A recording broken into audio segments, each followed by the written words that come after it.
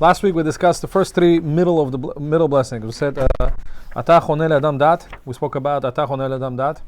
We spoke about the next bracha, Shiveinu Avinu Toratecha, how we were asking Hashem to bring us to the Torah, and Slach Lanu, how Hashem should forgive us. So we spoke about that. You can see the previous shiur. Last time we mentioned something very important, and that is, if you want to learn how to pray properly with kavanah, this is what you should get. You should get a pencil like this, and write the translations inside. Write the kavanot. Today we're going to speak about different kavanot you should have to make your prayer much more productive. So let's get to it. So we are up to the prayer of Re'eh na ve'onyenu. Re'eh na ve'onyenu is a blessing number. What number is that? 7. Huh? 7. Number 7. Blessing number 7 is Re'eh na ve'onyenu. We ask HaKadosh Baruch Hu to see our suffering and wage our battles. This is a bracha, most likely. If I ask you, what is this bracha talking about? You pray every day. What are you asking for? Galut? For like your personal galut. Oh, personal galut. Very good. This is a blessing for we asking HaKadosh Baruch Hu for personal stuff that we need. So if a person needs a shidduch, this is the blessing to have in mind for shidduch. If a person needs to have children, this is where you have in mind to have children. If a person needs to buy a house or whatever he needs to have, something that is struggling with at that current time, that's what you should have. Also in mind, basically. That also Chachamim tell us this is where you pray for people who are captured. Right now there's a lot of hostages that we should pray for them. Where should you have them in mind? Which blessings of the Shemoneh Esreh you should have them in mind? This is the blessing. Re'eh na ve'onyenu. Blessing number 7. So let's understand, let's go through all the words one by one. Re'eh means to see. Re'eh na ve'onyenu. Please see Hashem, our suffering. Our suffering, which means national and personal suffering. Ask Hashem. So we say Re'eh na ve'onyenu because the Torah tells us in the book of Dvarim that HaKadosh Baruch Hu v'yar et onyenu. Hashem saw our suffering. That's what it says. Whenever we were in Egypt, Hashem saw our suffering. So we're using that type of an expression for HaKadosh Baruch Hu. Please Hashem, see our suffering the way you saw our suffering in Egypt. And we say, V'riva riveinu, wage our battles. Hashem, please, we have a lot of battles we're going through. That's the battles, whatever you're going through, the hardships in life, that's what you should have in mind. What battles you need? Sometimes we have anti-Semitism, some we have as a nation individual, sometimes we have, as we said, children, some people need shidduchim. This is where you need to have intention. Then we say, Umaher legeulenu geula shlema, please bring our redemption. What type of redemption we're talking about? Not national redemption, because we're going to have a blessing, Zobonei Yerushalayim, Et Samech David Avdecha. We're going to have a blessing later on. We're talking about national redemption. This is personal redemption. Every person goes through personal stuff, and that's where we pray for our personal redemption. So what do we ask? We say, Umaer legeulenu, please quickly grant our geula, our salvation. Quickly. Why quickly? Because God is all powerful. God can quickly grant our salvation. He can quickly take us away. Just like we see many things. For example, we came from the Soviet Union. How long did it take for the Soviet Union to fall down? It was the most powerful empire in the world. Almost in a day. In a few days. Oh, right. It just fell apart just like that, instantly. Nobody would have ever dreamed of such a thing. But when it did, you see how Hashem can go ahead and take care of people like that. Saddam Hussein, people who are top of their life, top of the world, all of a sudden just can come topple down. So that's why we say, Hashem, you can do it quickly. Bring our Geula quickly. Right away. Shlema, it has to be Geula Shlema, a complete one. Lema'an Shemecha. What do we say, Lema'an Shemecha? Your name. For the sake of your name. For the sake of your name, because we say, HaKadosh Baruch Hu, take us away from what? Chilul Hashem. Lema'an Shemecha, for your name. And over here, if you pay attention to some Sidurim, in the parentheses, they have a special name of Hashem. Spelled Yud, which means the Yud Kei Vav Kei can be spelled in 4 different ways. Each way you can spell it, the gematria comes out to be different. You could spell it with Yud Kei Vav Kei, can be spelled out Yud Vav Dalet. Hey, you could be spelled with Hey Aleph, Hey Yud, or Hey, right? Then you can pay Vav, you can spell Vav differently. Also Vav Aleph Vav, you can spell Vav Vav, or Vav Yud Vav, and so on. So these are Kabbalistic names of Hashem. There's 4 different ways you can spell it, and each one means a deep, deep thing. Over here, pay attention. If you have a Siddur that tells you this Hashem's name spelled out, have that in mind. Have the Kavanah, Yud with a Yud Vav Dalet, Hey with a Hey and Aleph, Vav with Vav, Aleph and Vav, and Hey and Aleph. That together, if you adds up the Gematria, 45. The Arizal says to have that in mind, because that's the Gematria Geula. 45 is the same Gematria as Geula. which means salvation, redemption. So when HaKadosh Baruch Hu brings the redemption, he uses that name. That's the name of Hashem, basically is utilized when Hashem is doing something like that of redemption. So that's why you have that in mind, intention, pay attention. Most of the Sidurim, the Avodat Hashem thing brings it, Avodat HaKodesh definitely brings it. So many Sidurim, even for simple, not Kabbalistic Sidurim, bring that particular name of God to have in mind. So that's what you should have in mind. Then we say, Ki El Goel Chazakata, because you are God. How are we referring to God? What's El? It's God, right? El is God. What trait of God is that? That's the first trait of the 13 attributes. 13 attributes of mercy. El Rachum V'Chanun. Hashem is very merciful. That's the name that attributes kindness. So therefore we say, Hashem, you are kind. You are very kind. Through and this attribute you can get through redemption. Ki El Goel Chazakata. What do you mean? Kadosh Chazak. Why Hashem have to emphasize God is Chazak, God is strong? We don't have to say God is strong. Why do we do that? Because we say, God, sometimes you make rules of how do you behave, how the world runs, there's laws of nature, how God functions. You can break them. You are such a God that you can break all of that. That's what we say. Because, for example, when we left Egypt, were we deserving to leave Egypt? No, the prosecution came and said, God, how are they different than the Egyptians? Why are you splitting the sea for them?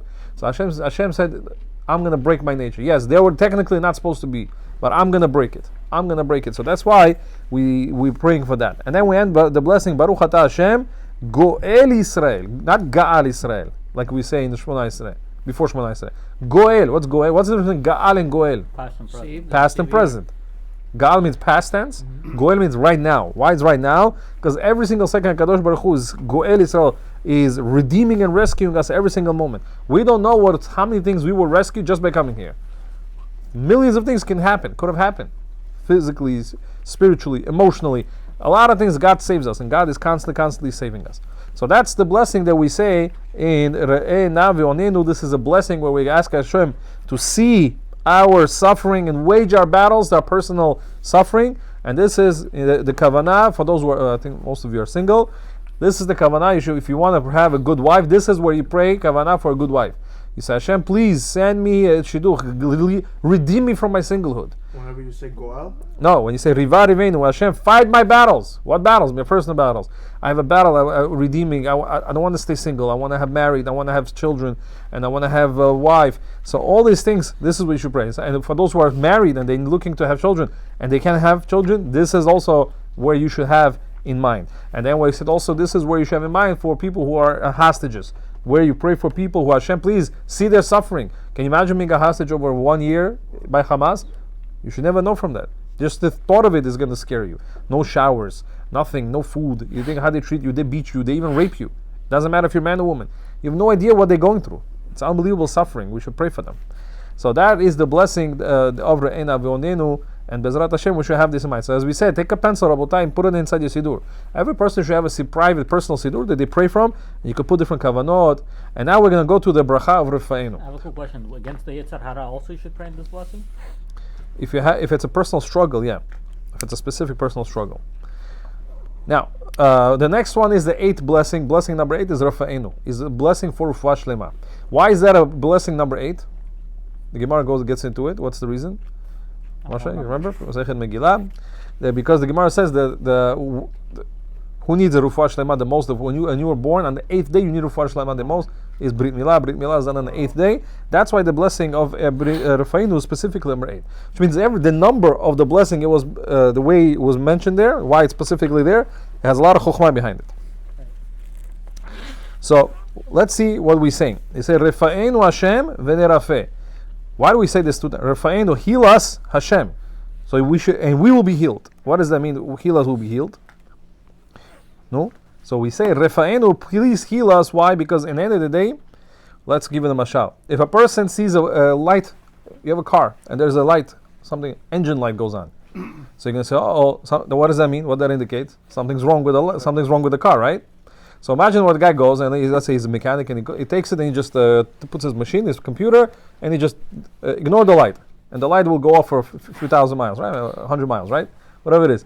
It's going to go off and it's going to go back on again, right? But just because you can make the light go off from the screen, from your dashboard, does that mean you fix the issue? No. It's a Band-Aid. It's a Band-Aid. Very good. You just got to rid of it from yourself. So in the end of the day, when the Kadosh Baruch Hu, God forbid, Lo Aleinu V'Lo Alechem, sends refuah problems, when He sends problems of health, this is usually has a symptom called a spiritual symptom. It has a spiritual symptom behind it, which means God made a person sick because there's a spiritual sickness, and Hashem now makes a physical manifestation. The fact that you're physically sick is compared to the light on the dashboard, and the fact that you're going to get healed does not mean the fact you're going to get rid of the light is not going to heal you. You first got to get rid of the inside. What's the inside? The inside is a sin that we did. So we say, Kadosh Baruch Hu, Rafa'enu, heal us, cure us from the spiritual problems to begin with. Hashem ben Rafa'e, only you, God, can do that. You can heal us spiritually why this particular person is sick. We don't know sometimes a person why he gets sick. For example, I'll give you an example. Sometimes one guy came to the Arizal and said, the rabbi, my shoulder hurts. I have shoulder pains, crucial shoulder pains. So the rabbi told him, do you do Mayim Achronim right away, or do you talk after Mayim Achronim? You make Mayim Achronim and you start talking to people, to guests and stuff like that. So he says, truthfully, I talk. I don't right away bless. He says, that's the truth. The answer is, the Gemara tells us, Tekev lenetila bracha. As soon as you wash, you got to make a blessing. Now, most people mistakenly think that means, if you wash for bread, you can't talk until you make a bracha hamutzi. That's not true. Technically, you could talk. When it's a problem to talk, from after Mayim Achronim. As soon as you do Mayim Achronim, you have to right away bless Birkat Hamazon without an interruption. So he says the word tekef, immediately, if you rearrange in Hebrew, it means katef. It means a shoulder. So Hashem is trying to signal to you, your signal is on. He's saying you are violating this halacha of talking after Shemoneh Esreh. Hashem is sending you shoulder pains. So every single portion of the body hurts for some reason that we are doing something. A person has to do some sort of a cheshbon nefesh. What if you were born with it? If you're born with it, that's a different reason. That is a totally reason for Gilgulim, and something that came already as a baggage from the previous life. So that's something that a person unfortunately has to carry for the rest of his life. But certain pain ailments we have in this world. So therefore we say, Kadosh Baruch Hu, only you can heal us spiritually. Venerafen will totally be healed. So that's what we mean, Rabotai. We have to ask Kadosh Baruch Hu to heal us. Why do we say Hashem's name here, Yud Kei Vav Kei? Yud Kei Vav Kei, because it means that Kadosh Baruch Hu can go ahead and create Refuah Shlema instantly. Which means Yud Kei Vav Kei means Hashem is Yesh Me'ayin. Hashem can create something instantly. Sometimes a person can have a sickness, that there's no cure. But we cannot give up. Remember I told you last week about this child that he has a sickness, one of the 5 people in the world that has this sickness, right? So does that mean he has to give up? He's one of the 5 people in the world that has this sickness. Does that mean he has to give up? No. You say, Hashem, Yud Kei Vav Kei, Hashem, you Hayah, Hoveh, Vayeh, your word will be, automatically you can make something instantly. Before penicillin was created, somebody came to the Chazon Ish and they said, Rabbi, I'm going to die. The doctors told me I have no survival. I have this disease, I have this problem, I cannot survive. He said, and the Chazon Ish told him, he said, God created half the world in 3 days. Hashem can create medicine instantly if you have emunah. So he said he had emunah, and immediately in 3 days later, in Israel, they got a shipment of penicillin, the first shipment of penicillin in the beginning. So Hashem can create medicine and you can be healed. You should always, especially nowadays, the medicine is so advanced and they're constantly creating new medicines and new drugs. So we ask Hashem, you use the Hashem's Yud Kei Vav Kei, Hashem, you can create something from nothing, even if I have not me, somebody has a disease that's technically uncurable. Just because doctors say it's uncurable doesn't mean anything. Hashem can do anything. Hoshi'enu v'nivasheh, we say, save us and we shall be saved. Why do we do that? Because what are we being saved from? You already asked Hashem, heal me. What are you being saved from? Says Achidah, we're being saved from angels that we create by when we're sinning. When you sin, what do? You create an angel. So, and that's the sin, that's the angel that has to be deleted before you can get healed. So you can ask Hashem, please get rid of this angel that I created that got me this disease away, God forbid. So therefore we say, Ki tehilatenu ata. All the praises are to you. All the praises are to you. And then we say, Va'ale arucha, and look what it is. How many things you pray for? Arucha, Hashem, please provide healing. V'nerape kol techaluyenu, our ailments. L'chol makovenu, our pains. U'lechol makotenu, our wounds. 3 things you pray for over here. You say, Hashem, please, Ale arucha, bring healing to what? And rufuah, for our, again, ailments, pains, and wounds. What's the difference between these 3 things? It all sounds something that hurts. No, each one means something. Number 1, the first one, techaluyenu, means ailment is something that's ordinary things. You have a headache, toothache, God forbid, ingrown foot nail, something like that. Then there is such a thing as called pain. Pain, we can do, that's makovenu, normal aches and pains. Something that comes naturally. But the third one was makoteno, our wounds. What kind of wounds? He says that the Mefarshim explains that sometimes you do things to your own body, which means not something God sent you a headache randomly or something that you can control. Sometimes we do things by not taking care of our health, by not exercising, by eating not healthy foods. Sometimes we bring all that upon ourselves and we still say, Hashem, even I did it to myself, please give me refuah shlema. That's makotenu. That is makotenu. Then we say, Ki el rofe rachaman manata, because you are, again, we use the word el again here. That's already third time in the Shemoneh Esreh. We keep on emphasizing the el, Hashem's first name, el. Why?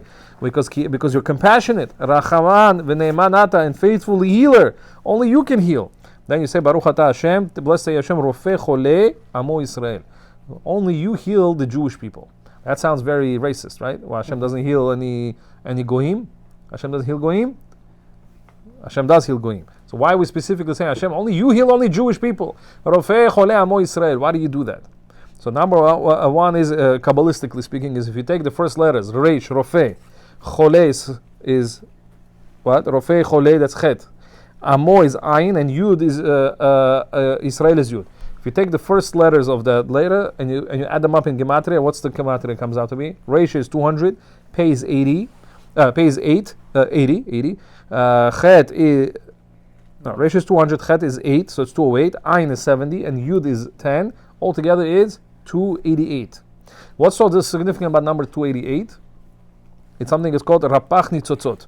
Rapach Nitzotzot gives 288 spiritual sparks within every person that has spiritual sparks, and that's what causes a person to get sick when these sparks are leaving and so on.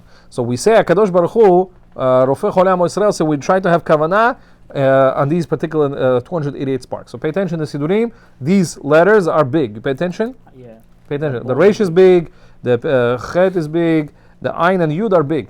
Because we also have the gematria of those letters, which is 288. So therefore you'd say Israel. But still, the question of Pshat stands.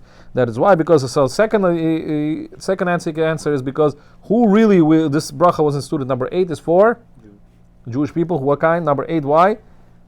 Because we get the Brit Milah. Goyim don't get Brit Milah. So that's why it's mentioned here, Jewish people. But another answer is because in the end of the day, just like a person there's two types of doctors. How many types of doctors does a president have? How many types? Yeah. He has a personal doctor. Like Rambam was a personal doctor to the king. Or the president has a personal doctor. And then if he's anywhere in the world, he can always go to a general doctor as well. So in the end of the day, God does heal goyim also. Because we say in the Asher Yatzah, Baruch atah Hashem rofei chol basar umafli la'asot. You say kol basar, Hashem, you heal everybody. You're not saying that Hashem, you only heal Jewish people. But Kadosh Baruch Hu is saying here in the blessing, you say Hashem, you're a personal doctor.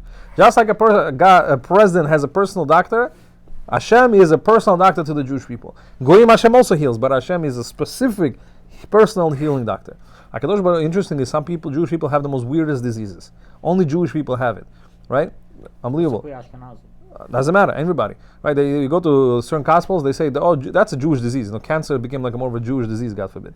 They say, yeah, you go to Sloan Kettering, any other hospitals, it's only like a lot of Jewish people suffering with this disease. Because HaKadosh Baruch Hu wants people to call him out to him, and he wants to know that, listen, only I can heal you. The special diseases the only Jews have, and only ones I can heal you. That's what we say, Rofei Chole Amo Yisrael. There is a special Yehi Ratzon in most Sidurim, that's brought down in most Sidurim. It's not in the, but in Avodat HaKodesh, I think it's the Avodat Hashem is there. There's a special Yehi Ratzon to pray for people who are sick. This is where you pray for people who are sick. You're allowed to add this additional prayers because it's on the topic. Because you're asking Hashem for refuah shlema, you could add on topic, but you should try not to keep it. Try to every prayer try to change a word here and there, or use your own different words. But that's where to have in mind either for yourself refuah shlema, ask Hashem, or for other people or the members of your household. You have to say the Yehi Ratzon, or you can just. You don't have to. If you want to pray somebody sick, that's the best thing. Can you just say the person's name that this person? You say Yehi Ratzon, and most Sidurim also give you in parentheses pay bet. They say Ploni ben Ploni. That's where you add the name. So you have to say the Yehi Ratzon if you want to add in names, or you can just add in names right before. You could do it the way you want. You could ask Hashem in your own words as well. But there's the Yehi Ratzon that's written also. If you ask Hashem in your own words, why can you say it? Yeah, right where the Yehi Ratzon is usually. Right before Ki El Tov U'Metivata. Over there. That's where you add. That's where you add the Yehi Ratzon for Refuah Shlema.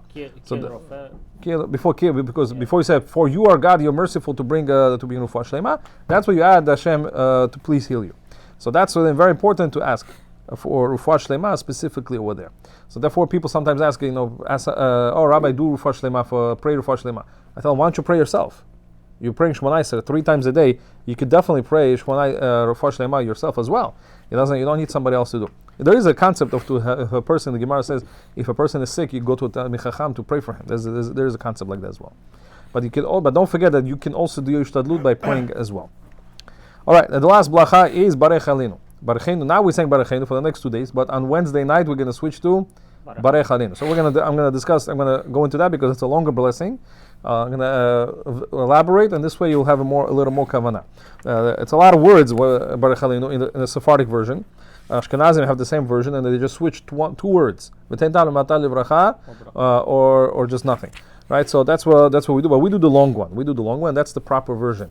There's a whole discussion as to Chabad claims that their Siddur is the true Arizal's version. That's not true. The Arizal said that you have to distinguish between summer and winter. We can have the same text, just change the words. Yeah, those words are the most important words. Look at the halachot. For example, if a person forgot to say Barech Aleinu after Wednesday, he keeps on saying Barech Aleinu. What's the halacha? No, it depends because you say V'ten talu matal livracha, you can say Nishma Kolenu. You could just add that and continue. And if you forgot Tashma Kolenu, you could say it right before Ritzeh.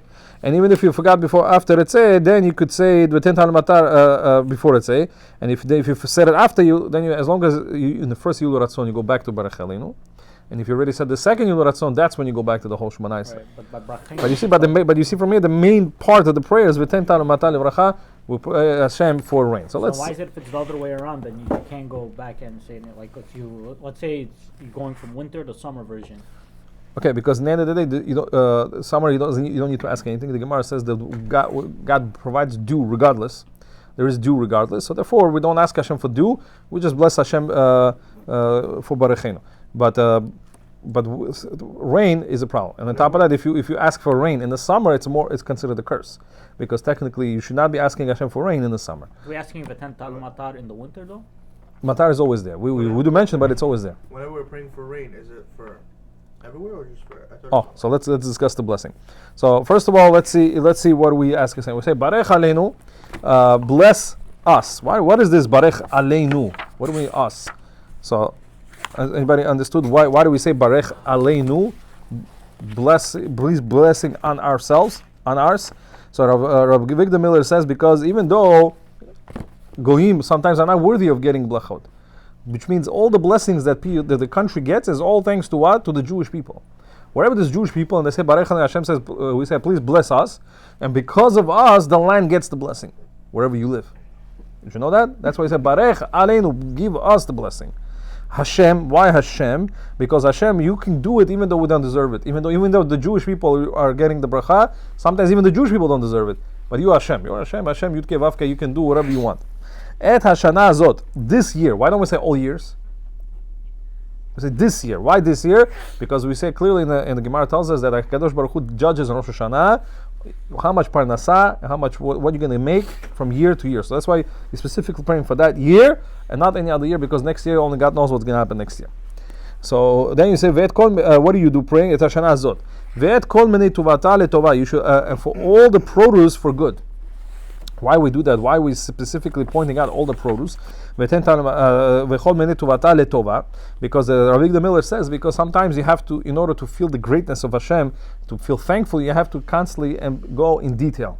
When you are in detail, that's when you're going to go and appreciate God's kindness. That's why you say, Hashem, when you're going to bless and you're going to bring rain, you know what's going to happen? We're going to have good produce. What's produce? It means wheat, oats, barley, all these things that we eat. The fact that you can go to the store and bread is affordable, that's a big blessing. It's a huge blessing. There are certain places in the world that they cannot get bread, even if they wanted to. They can pay $100, it's not going to find bread.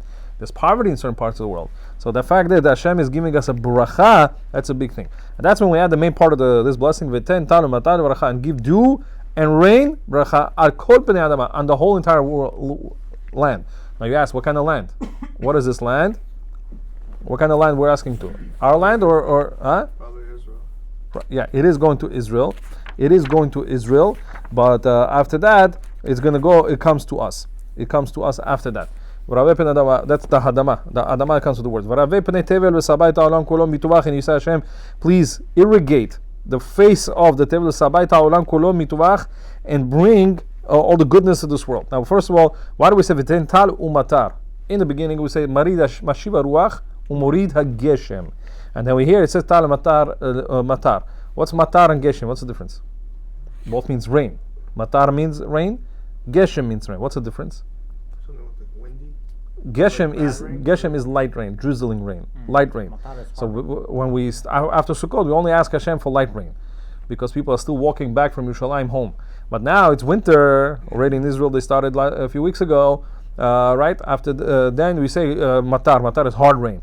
That's the time you need. The winter is needed to fill up all the rains, all the reservoirs. That's when we need the rain the most. So therefore, that's the difference. Right now we're saying tal matar livracha. So what's the reason? Why do we say what's so good? Why do we want the parnasa for good? Of course parnasa is good. Isn't parnasa good? Isn't rain good? Isn't to have a personal... rain could be bad also, no? Here this refers to parnasa. It means also sometimes money. Use money for bad things. Very good. Because sometimes money can be a curse. That's number one. As we say, that's why in the Birkat Kohanim, we say Yivarechecha Hashem v'yishmerecha, which means Hashem should bless you. What's v'yishmerecha? Guard. And guard you. What do you mean? You already blessed me. Hashem says that blessing also needs guarding, which means sometimes the blessing can be a curse to you. So sometimes not too much. So we say, HaKadosh Baruch Hu, please give us blessings for good. It should be not as a curse for us. It should be a good thing. Another time, sometimes we mean so we not to arouse other people's jealousy. Sometimes people come and they get jealous from all we get sick. And here, but the simple pshat would be when Hashem should rain, it should be on land, letova, for good, on land and not in the ocean. What's the purpose of rain going and raining on the ocean again? So that's why when we ask Hashem, please bring the clouds to the earth, so it should rain on the earth. That's what we're praying over here. We say, so we explain what that means. We pray in Eretz Yisrael, and satiate the entire earth. After we pray for Eretz Yisrael, that's when we say the entire earth. Adama is Israel. Then we say Kol Pnei Tevel, and then the whole entire world. And here's the blessing, Rabotai. We explained this maybe in the past if you want. Where should you pray for Parnasa? Which blessings you should pray Parnasa? This particular one. This blessing in Baruch Eloheinu, you should ask HaKadosh Baruch Hu for Parnasa in two different ways. The Kabbalists are telling us you got to pray for Parnasa in two different ways. Number one is mentally. You just have to ask Hashem mentally. And the second way you got to ask Hashem is verbally. Where should you ask Hashem for Parnasa mentally? Baruch Eloheinu or Baruch Eloheinu, whichever one it is. In the ninth blessing. And where should you ask God verbally? In Shema Koleinu. Shema Koleinu, that's why you see over there, they're asking for Parnasa. You see in Avodat HaKodesh, in Baruch Eloheinu, there is also small Yiratzon for Parnasa.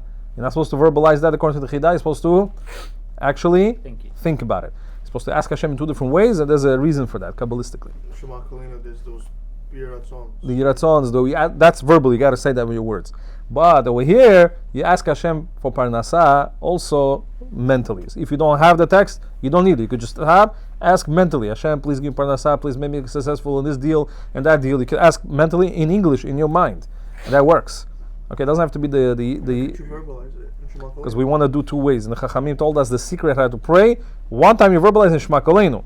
And mentally, you got to ask Hashem also mentally over here in Baruch Aleinu or in Baruch Einu. Doesn't matter which one. So that's the importance of this blessing. That's where we ask HaKadosh Baruch Hu for Parnasa. And that's why we say, HaKadosh Baruch Hu, we say, please bless all. Mala yadenu b'birchotecha. Fill our hands with your blessings. That's Mala yadenu b'birchotecha, because our blessing should be blessed. Moshe maton yadecha, from abundant gifts.